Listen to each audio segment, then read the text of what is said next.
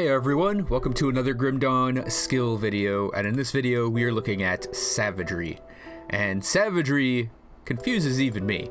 So don't feel bad if you don't understand how the charges work, because even I have looked it up. I've looked up Savagery and I've had conflicting information on it. So let's just jump right in. Before we actually read the skill box, I'm gonna slap this training dummy around, looking at my DPS. So we have 3639 with this particular character. She's going to walk up and start hitting with Savagery. We're going to build up all 8 charges because we have it above 16 out of 16, and we only go up to 3993. And also our DPS listed under our character for Savagery under the damage per hit thing on the second page of our character sheet doesn't change at all. So Savagery on paper, and we're going to run back to the center here, doesn't actually look like it does anything for your character.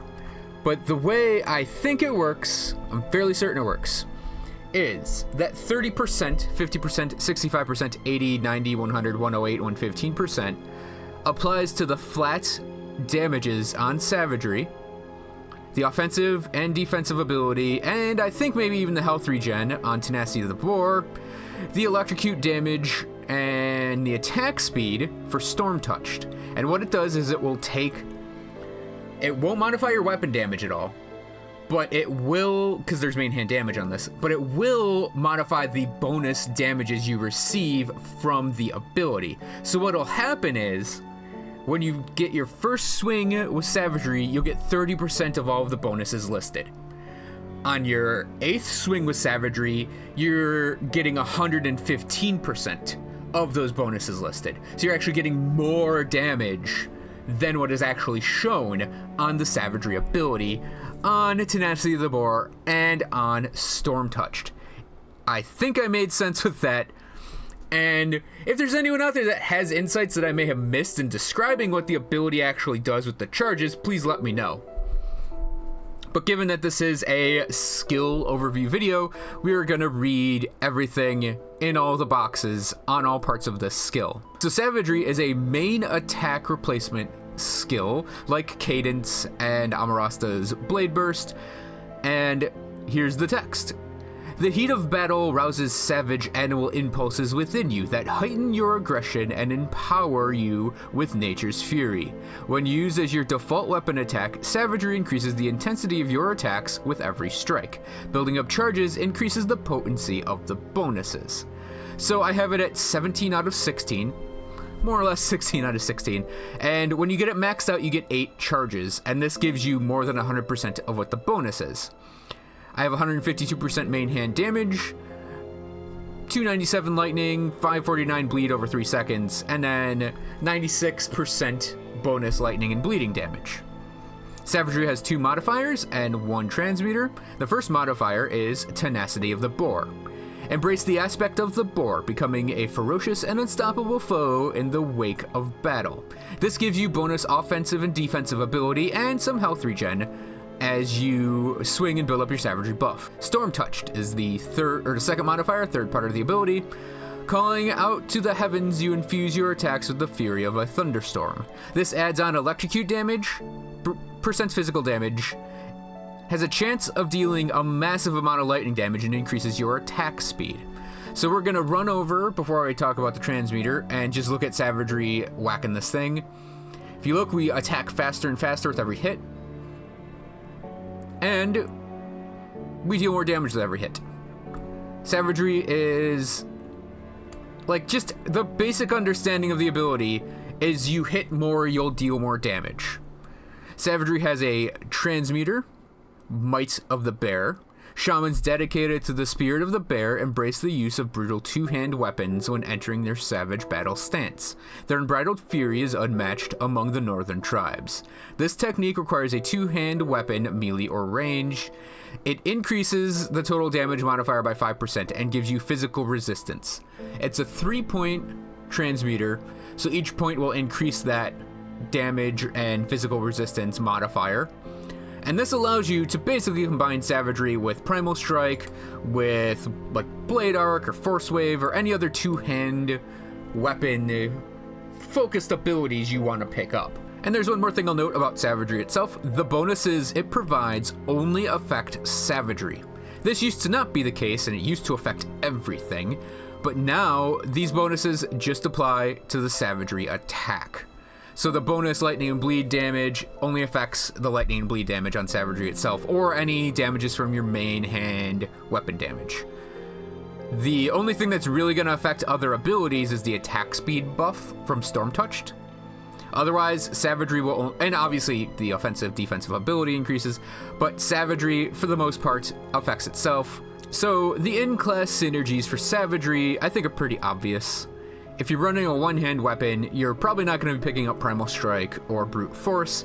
You're going to go for the other stuff. And, I mean, it's not really a synergy that it goes with, like, Storm Totem and Wind Devil, because yeah, you're building lightning, and those are the lightning abilities not reliant on weapon type. Stormcaller's Pact is also gonna be a go-to, in my opinion, for anything Savagery related to build up the electrocute damage from Storm Touched and add on another chance of massive amounts of lightning damage. When you're using a two-hand weapon with the Might of the Bear transmitter, you're obviously building something that's gonna, like, you're building up your Savagery, you get your attack speed up, and then you're just, like, swinging away with Primal Strikes. Primal Strike's probably using the Thunderous Strike ability. You could also use Savagery as the main attack and keep Primal Strike on its cooldown form. Both of those are legitimate builds with the Shaman. And then if you're using a two-hander, you're obviously going to be using Brute Force because Savagery counts as a default weapon attack, and Brute Force will affect that.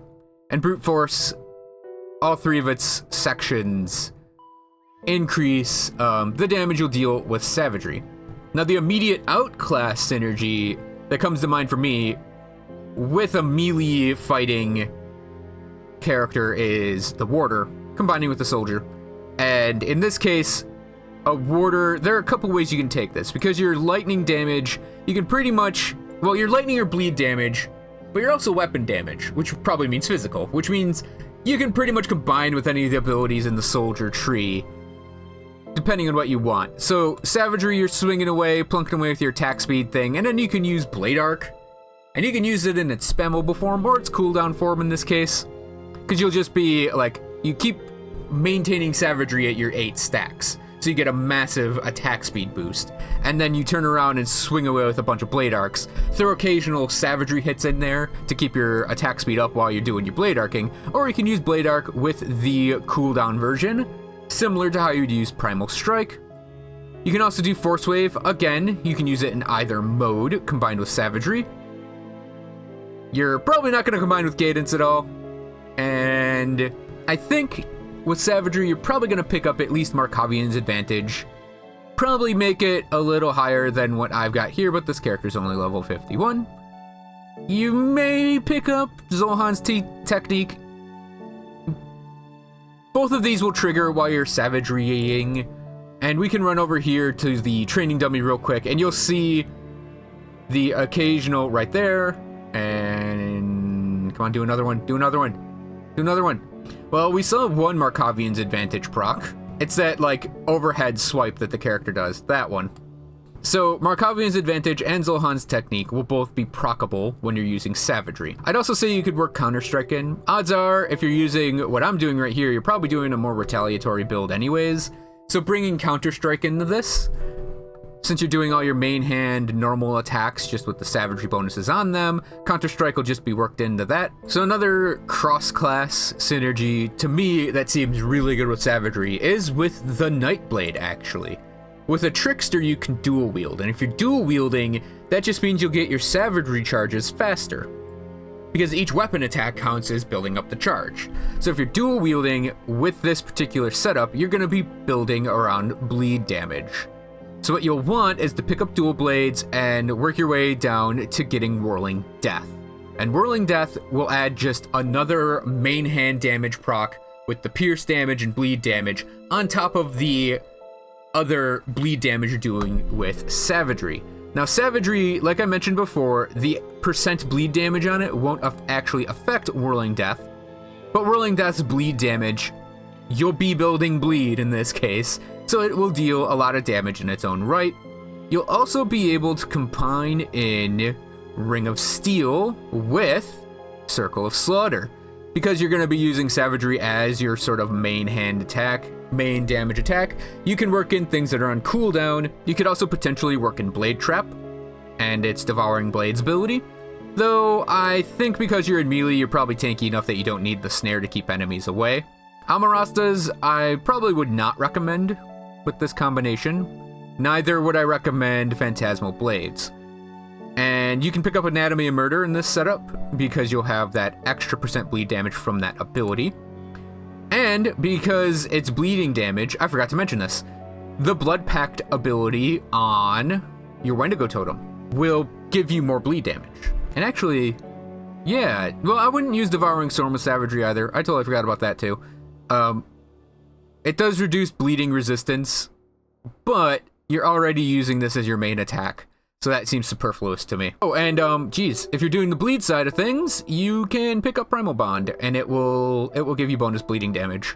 And that could potentially mean you could throw in a pet, if you so desire. So using Savagery with Primal Bond to do the bleeding damage thing, you could probably do a little hybridization with it. And for pseudo pets, there's Blade Spirit. Blade Spirit does have bleeding damage on it, and it scales with your damage bonuses, so you're gearing bleed, and you can pick that up. Now for other cross-class synergies, I don't think there really are any for Savagery. You might be able to pull off a Druid by combining in Trojan Sky Shards, but I don't think it's as optimal as what else you can do with the Druid. And I think with the Druid, a Primal Strike build or a Totems and Meteors build is far more effective, in all honesty.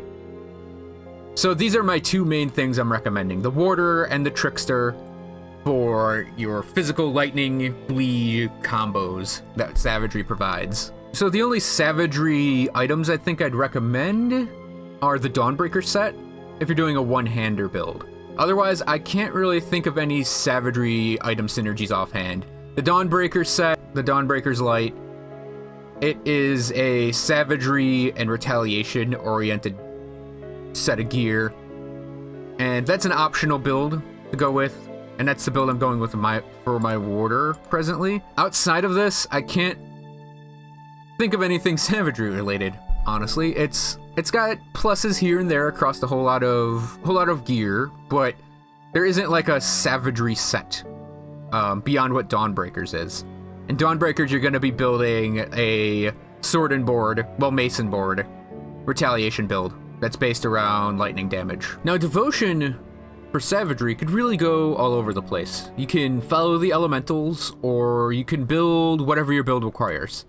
So for lightning, you've got like Reckless Tempest, Arcane Bomb, Spear of the Heavens, and you can put Reckless Tempest on Savagery. You can put Arcane Bomb on Savagery and have the bombs go off as you're swinging your weapon. You can also go down to the bleed damage stuff, like the Unknown Soldier with Living Shadow, and attach it to Savagery if you're doing the bleed side of things. And Blind Fury also is Savageryable, as is Mogdragon the Wolf. And the Huntress ability Rend, of course, Savagery as well. Oh, and Blind Seers you can attach to Savagery. So for lightning, for bleeding, you can go with any of those devotions as devotions just for the ability. For builds, because this character is heavily based around sword and boarding, I'm strictly taking her into order, or as I sometimes call it, law, and she is going for the heavy retaliation stuff. Specifically, Light of the Empyrean is going to be her thing, and Healing Rain is going to be her thing as well. Mostly just so she'll never die, ever. And then I'm going to rely on my abilities for damage. Otherwise, for Devotion, like I said, sky's the limit on Savagery. It's so basic that, I mean, you could really attach to anything, depending what your build is. I mean, if you're building like a Fire Lightning build, a weird Fire Lightning build with like a Elementalist, yeah, you could attach these meteors to Savagery if you're using Savagery over Fire Strike. But yeah, Anything goes really for devotion on Savagery. And I think that's going to cover Savagery from the Shaman tree. It's a fun basic attack replacement ability, even if it is a little on the confusing side with the way the charges work. However, if you just basically think of it as I hit the enemy, I get a bigger bonus. After 8 hits, I have maximum bonus.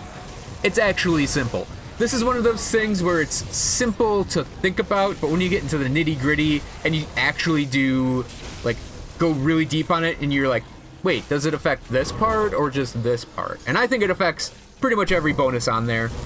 The little orange text, I think, is there to tell you it affects all of the bonuses by the percent modifier that the charge level is. So once you get past that, though, it is a standard ability for a main attack replacement ability. So thanks for watching, everyone. I hope you guys enjoyed this video, and I will see you guys next time for another Grim Dawn skill overview guide.